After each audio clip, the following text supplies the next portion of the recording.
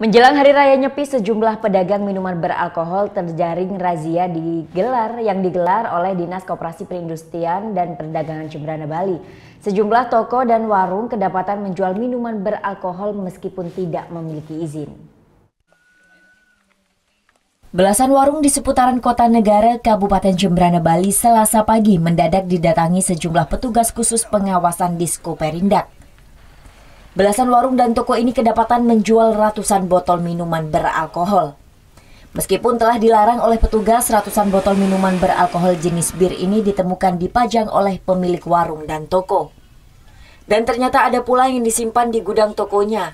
Hal ini untuk menghindari pemeriksaan petugas. Padahal toko dan warung maupun minimarket tidak diperbolehkan menjual minuman beralkohol secara bebas, bahkan harus memiliki izin siup minuman beralkohol. Ketentuan tersebut sudah diatur Permendagri Nomor 6 Tahun 2015 tentang pengendalian, peredaran, dan pengawasan terhadap pengadaan, peredaran, dan penjualan minuman beralkohol. Minuman beralkohol ini hanya boleh diperjualbelikan di tempat wisata, hotel, dan restoran dengan izin khusus dari instansi terkait. Sidak ini akan terus digelar menjelang Hari Raya Nyepi.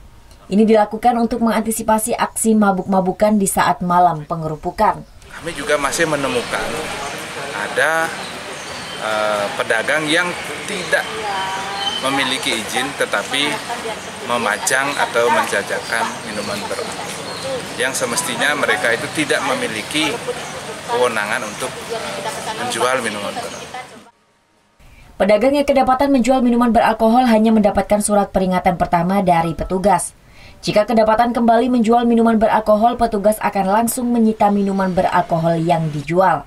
Tidak hanya minuman beralkohol, petugas pun mendapatkan sejumlah pedagang yang masih menjual minuman yang kadaluarsa. Putu Wijana melaporkan untuk NET.